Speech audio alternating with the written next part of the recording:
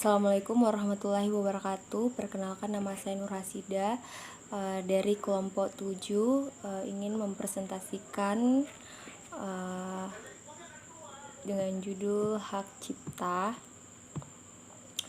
Nah, hak cipta yaitu bangsa yang pertama kali menekankan pada pencantuman pemilik atau penemu atas barang temuannya adalah bangsa Yunani kuno dan Imperium Romawi. Nah, meskipun demikian, mereka belum membahasnya sampai hak-hak ekonomi bagi para penemunya.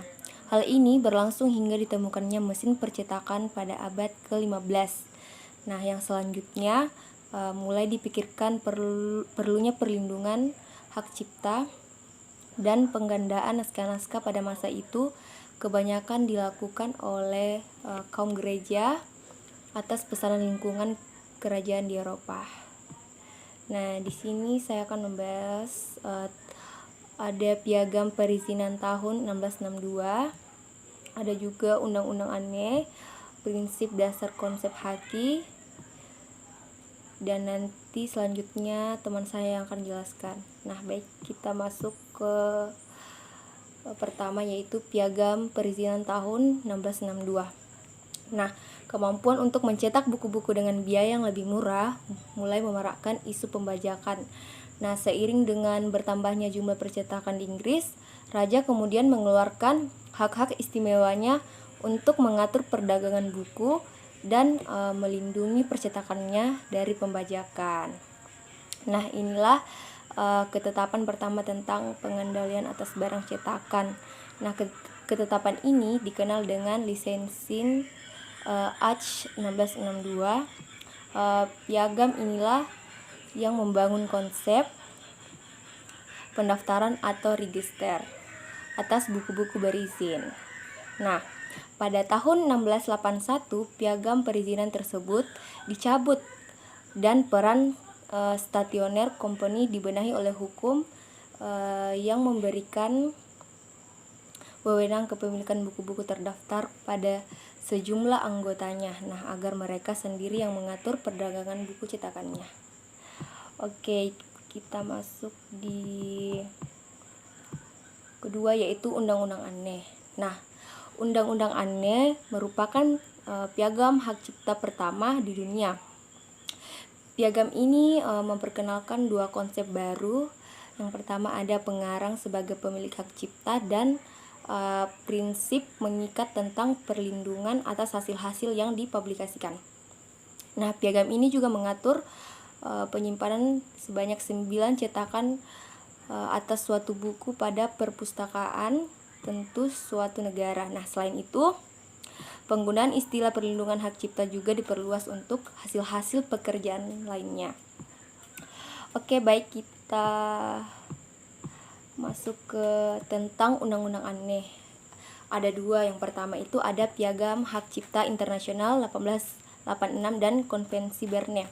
Nah, pada tahun 1857 Komisi Kerajaan Inggris mengusulkan bahwa piagam-piagam berikutnya harus dikodifikasikan dan melangkah pada perjanjian hak cipta bilateral dengan Amerika. Dan kedua ada Piagam Hak Cipta 1911. Nah, pada 1 Juli 1912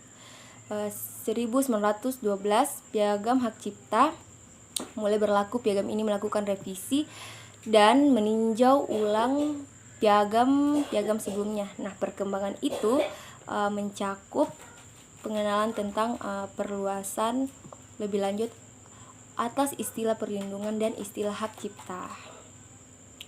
Oke, kita masuk di tentang Undang-Undang Anne.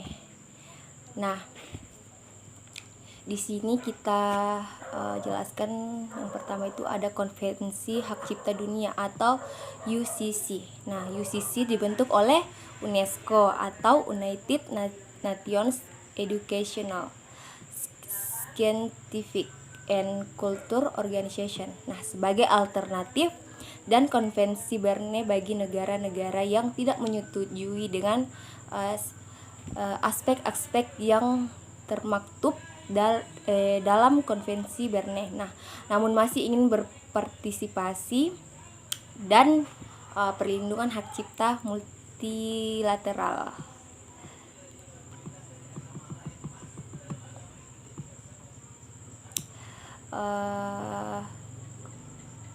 Mungkin itu saja yang saya jelaskan, nanti teman saya yang lanjutkan. Assalamualaikum warahmatullahi wabarakatuh. Ya, yang ketiga, prinsip dasar proses haki.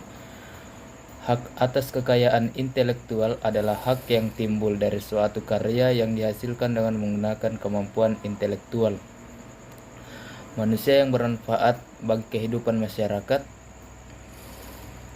Dalam hal ini, manfaat yang dimaksud adalah nilai ekonomi dalam karya tersebut.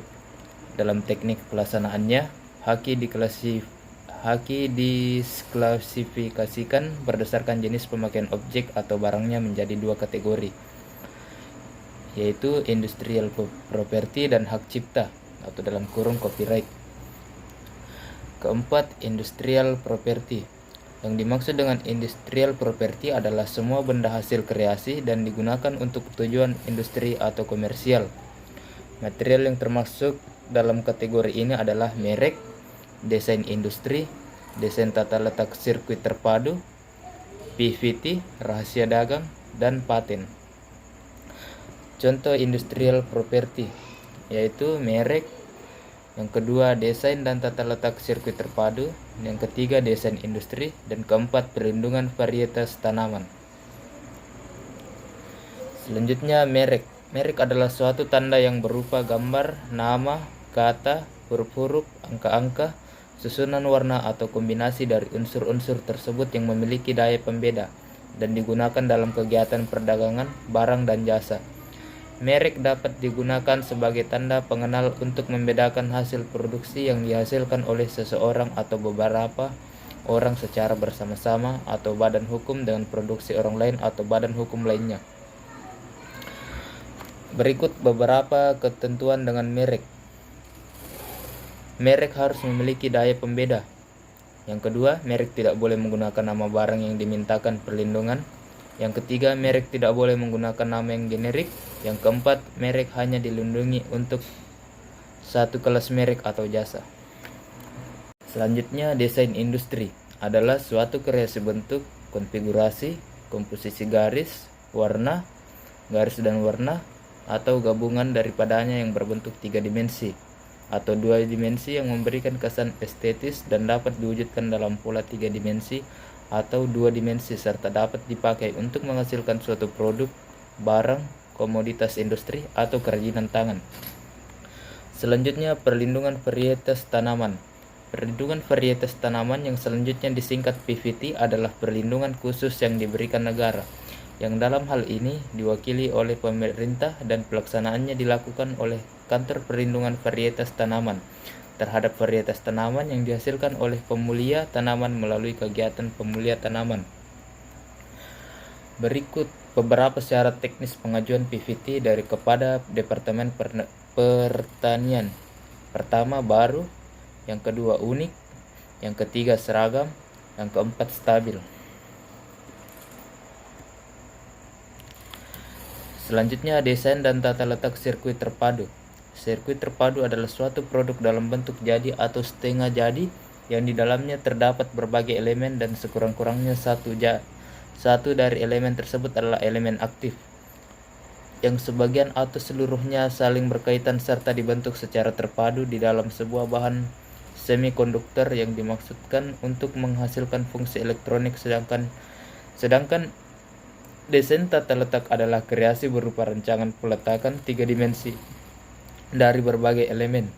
Sekurang-kurangnya satu dari elemen tersebut adalah elemen aktif, serta sebagian atau semua interkoneksi dalam suatu sirkuit terpadu dan peletakan 3 dimensi tersebut dimaksudkan untuk persiapan pembuatan sirkuit terpadu. Yang kelima, hak cipta atau copyright.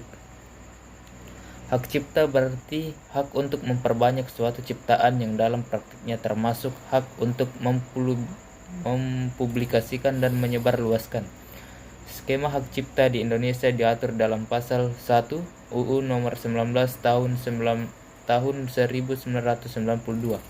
Hak cipta adalah hak eksklusif bagi pencipta atau penerima hak untuk mengumumkan atau memperbanyak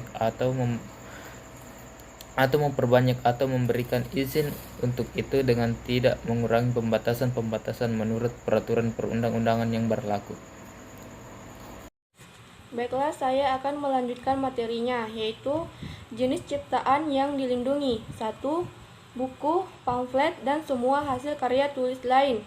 Drama atau drama musikal, tari, koreografi, segala bentuk seni rupa, seni lukis, seni pahat, seni patung, lagu atau musik dengan atau tanpa teks, arsitektur, ceramah, kuliah, pidato, dan ciptaan sejenis lainnya, alat peraga, peta, terjemahan, tafsir, saduran, dan bunga rampai.